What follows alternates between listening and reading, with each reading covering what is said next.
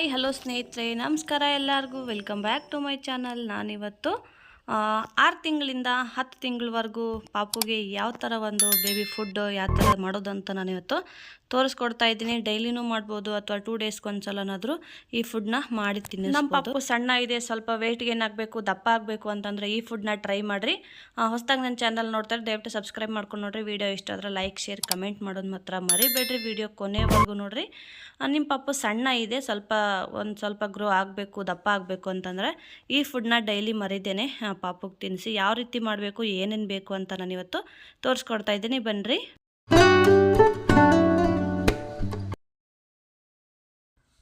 Friends ನೋಡಿರಿ, ನಾನಿಲ್ಲಿ ಎಷ್ಟಂದರೆ 4 ಇಲ್ಲ 5 ಬಾದಾಮಿ ತೊಗೋಬೇಕು. ಬಾದಾಮಿ ತೊಗೊಂಡು 2 ಡ್ರೈ ಫ್ರೂಟ್ಸಲ್ಲಿ ಖರ್ಜೂರ ಬರುತ್ತೆ, ಇಲ್ಲ ಉತ್ತುತ್ತಿ ಬರುತ್ತೆ. ನಾನು ಖರ್ಜೂರ ತೊಗೊಂಡಿನಿ. ಇದು ಒಂಥರ ಫ್ರೆಶ್ ಖರ್ಜೂರ. ಇದು ಮೇಲೆ ಸಿಪ್ಪೆ ತೆಗೆದುಬಿಟ್ರೂ ಬರ್ತದೆ. ನಾನು ಬೀಜನೂ ಇರ್ತದೆ, ಕೆಲವೊಂದಕ್ಕೆ ಬೀಜ ಇರಲ್ಲ. ಖರ್ಜೂರನಾದ್ರೂ ಹಾಕ್ಕೋಬೋದು, ಇಲ್ಲಾಂದರೆ ಈ ಥರ ಉತ್ತತ್ತಿ ಇದ್ರಂದ್ರೆ ಯಾವುದಾದ್ರೂ 2ರಲ್ಲಿ 1 ಹಾಕ್ಕೊಂಡು 2ನೂ ನೆನೆಸ್ಬೇಕಾಗ್ತದೆ. ಸೊ ಅದಕ್ಕೆ ನೋಡಿರಿ ಬೀಜ ತೆಗೆದು ಹಾಕಿದ್ದೀನಿ. 5 ಬಾದಾಮಿ, 2 ಖರ್ಜೂರ ಹಾಕಿದ್ದೀನಿ. ಅದಾದಮೇಲೆ ನೋಡಿರಿ ಸ್ವಲ್ಪನೇ 1 ಟೇಬಲ್ ಸ್ಪೂನು ಅವಲಕ್ಕಿ ಹಾಕ್ಕೊಂಡಿನಿ. ಈ ಗಟ್ಟಿ ಅವಲಕ್ಕಿ, ಈ ನಾಷ್ಟ ಮಾಡ್ತೀವಲ್ಲ ಆ ಅವಲಕ್ಕಿ ಹಾಕ್ಕೊಂಡು ನೀರು ಹಾಕಿ ಚೆನ್ನಾಗಿ ವಾಶ್ ಮಾಡಿ ತೊಳೆದು ನೆನೆಸ್ಲಿಕ್ಕೆ ಹಾಕಬೇಕು. ಇವಾಗ ಒಂದು ಬೆಳಗ್ಗೆ ಹಾಕಿದರೆ ಮಧ್ಯಾಹ್ನ ಇಲ್ಲ ಒಂದು 4 ಗಂಟೆ ಆ ಟೈಮಲ್ಲಿ ತಿನ್ನಿಸ್ಬೋದು. ರಾತ್ರಿ ಹಾಕಿ ಬೆಳಗ್ಗೆ ಬಿಡಬೇಡ್ರಿ, ಯಾಕಂದ್ರೆ ಅವಲಕ್ಕಿ ಫುಲ್ ಒಂಥರ ವಾಸನೆ ಆಗ್ತವೆ. ಬೇಕಾದರೆ ನೀವು ಇದು ಖರ್ಜೂರ ಮತ್ತು ಬಾದಾಮಿ 2 ನೆನೆಸಿಟ್ಬಿಟ್ಟು ಆಮೇಲೆ ಒಂದು ಹಾಫ್ ಆನ್ ಅವರಲ್ಲಿ ಅವಲಕ್ಕಿ ನೆಂದು ಬಿಡ್ತಾವೆ. ಆವಾಗ ಆ ಥರ ಹಾಕ್ಕೊಂಡು ಬೆಳಗ್ಗೆ ಒಂದು 10 ಗಂಟೆಗೆಲ್ಲ ತಿನ್ನಿಸ್ಬೋದು. ನೋಡಿರಿ ಈ ಥರ ಇಷ್ಟು ಸಾಫ್ಟ್ ಆಗ್ತವೆ. ಇದ್ರೊಳಗೆ ಬೀಜ ಇರ್ತಲ್ಲ, ಬೀಜ ತೆಗೆದುಬಿಟ್ಟು ನೆನೆ ಹಾಕಿದ್ರೆ ಇನ್ನೂ ಒಳ್ಳೆಯದು. ಇದನ್ನು ಎಲ್ಲ ನೆನೆಸಿ ನೀರೆಲ್ಲ ತೆಗೆದು ಅದನ್ನು ಸ್ವಲ್ಪ ನೀರಿದ್ರೂ ನಡೀತದೆ, ಯಾಕಂದ್ರೆ ಅದೆಲ್ಲ ರಸ ಬಿಟ್ಕೊಂಡಿರ್ತದೆ. ಇವಾಗೇನು ಅದು ಸಿಪ್ಪೆ ಸುಲ್ಕೊಂಡು, ಬಾದಾಮಿ ಸಿಪ್ಪೆ ಸುಲ್ಕೊಂಡು ಅವಲಕ್ಕಿ ಮತ್ತು ಖರ್ಜೂರ ಬಾದಾಮಿ ಅದೆಲ್ಲ ಮಿಕ್ಸ್ ಮಾಡಿ ನೀವು ಹಾಲು ಹಾಕಿನೂ ಹಾಕೋಬೋದು.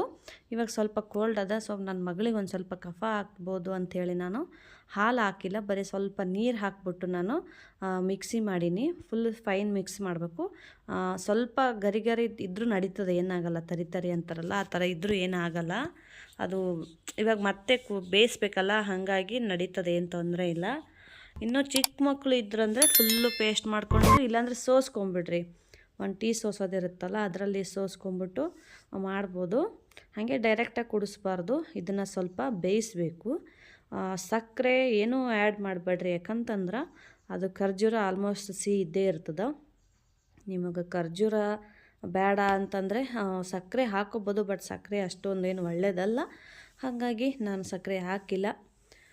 ನೋಡಿರಿ ಇವಾಗ ಇದನ್ನು ಗೊತ್ತಾಗುತ್ತೆ ನಮಗೆ, ಒಂದು ಕುದಿ ಬರೋವರೆಗೂ ಕುದಿಸ್ಬೇಕು. ಚೆನ್ನಾಗಿ ಒಂಥರ ಗೊತ್ತಾಗುತ್ತೆ, ಪೇಸ್ಟ್ ಆದಂಗೆ ಆಗುತ್ತೆ. ಆವಾಗ ಅಷ್ಟು ಮಾಡಿಬಿಟ್ಟು ತಿನ್ನಿಸ್ಬೇಕು.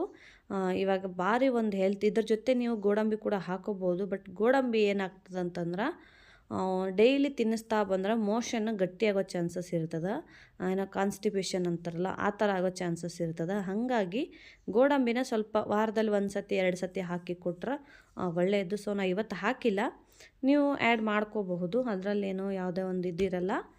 ಗೋಡಂಬಿ ಸ್ವಲ್ಪ ಇದಿರುತ್ತಲ್ಲ, ಜಿಗಿಟ್ ಅಂತಾರೆ, ಅದಕ್ಕೆ ಅದನ್ನು ನಾನು ಹಾಕಿಲ್ಲ. ನೋಡಿರಿ ಇವಾಗ ಬಿಸಿ ರೆಡಿ ಆಗ್ಯದ. ಇದಕ್ಕೆ ಒಂದು ಸ್ವಲ್ಪ ತುಪ್ಪ ಹಾಕ್ಬಿಟ್ಟು ಮಕ್ಕಳಿಗೆ ತಿನ್ನಿಸಿದ್ರೆ ಭಾರಿ ಇಷ್ಟಪಟ್ಟು ತಿಂತವೆ. ಅವಲಕ್ಕಿ ಒಂಥರ ಟೇಸ್ಟ್ ಇರ್ತದೆ, ಖರ್ಜೂರ ಒಂಥರ ಟೇಸ್ಟ್ ಇರ್ತದೆ, ಬಾದಾಮಿ ಒಂಥರ ಟೇಸ್ಟ್ ಇರ್ತದೆ. ಅದು 3ನ್ನೂ ಬೇಯಿಸ್ಬಿಟ್ಟು ತಿನ್ನಿಸಿದ್ರೆ ಇಷ್ಟಪಟ್ಟು ತಿಂತವೆ ಮಕ್ಕಳು. ನೀವು ಕೂಡ ಟ್ರೈ ಮಾಡಿರಿ. ಆಮೇಲೆ ನಂದು ಒಂದು ರೆಸಿಪಿ ಹೆಂಗಾಯಿತು ಅಂತ ನನಗೆ ಕಮೆಂಟ್ ಮೂಲಕ ತಿಳಿಸಿ. ಯಾವುದೇ ಪದಾರ್ಥ ಆಗಲಿ ತುಪ್ಪ ಹಾಕ್ದೇ ತಿನ್ನಿಸ್ಲೇಬೇಡ್ರಿ ಮಕ್ಕಳಿಗೆ. ಸ್ವಲ್ಪ ಕೆಮ್ಮಾಗಿತ್ತು ಅಂದರೆ ಸ್ವಲ್ಪ ಒಂದು 2-3 ದಿನ ಬಿಟ್ಟು ಮತ್ತೆ ನೆಕ್ಸ್ಟ್ ತಿನ್ನಿಸ್ರಿ. ತುಪ್ಪ ಡೈಜೆಷನ್ಗೆ ಒಳ್ಳೆಯದು. ಇದು ತಿನ್ನಿಸ್ತಾ ಮಿಡ್ಲಲ್ಲಿ ಸ್ವಲ್ಪ ನೀರನ್ನ ಹಾಕಿ ನೀರು ಕುಡಿಸ್ತಾ ಬನ್ನಿರಿ, ಆವಾಗ ಡೈಜೆಷನ್ ಚೆನ್ನಾಗಾಗುತ್ತಾ.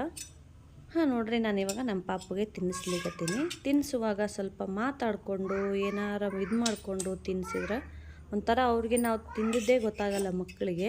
ಅಂದರೆ ಮೇಲೆ ಹಾಕಕ್ಕೆ ಹೋಗ್ಬೇಡ್ರಿ. ಸ್ವಲ್ಪ ಗ್ಯಾಪ್ ಮಿಡ್ಲಲ್ಲಿ ಸ್ವಲ್ಪ ಗ್ಯಾಪ್ ಕೊಟ್ಟು ಕುಡಿಸ್ರಿ. ಏನಾದ್ರು ಮಾತಾಡಿಕೊಂಡು 1-2 ಟೇಬಲ್ ಸ್ಪೂನ್ ಅದು ತಿನ್ನಿಸಿದ್ರೆ ಆಮೇಲೆ ಸ್ವಲ್ಪ ಒಂದು ಅರ್ಧ ಟೇಬಲ್ ಸ್ಪೂನ್ ನೀರು ಕುಡಿಸ್ರಿ. ಆವಾಗ ಅವರಿಗೆ ತಿಂದಿದ್ದು ಅದೆಲ್ಲ ಜೀರ್ಣ ಚೆನ್ನಾಗಾಗ್ತದೆ. ನೆಕ್ಸ್ಟ್ ಒಂದು ಒಳ್ಳೆ ಇನ್ಫಾರ್ಮೇಷನ್ನೊಂದಿಗೆ ಇನ್ನೊಂದು ವಿಡಿಯೋದಲ್ಲಿ ಸಿಗ್ತೀನಿ.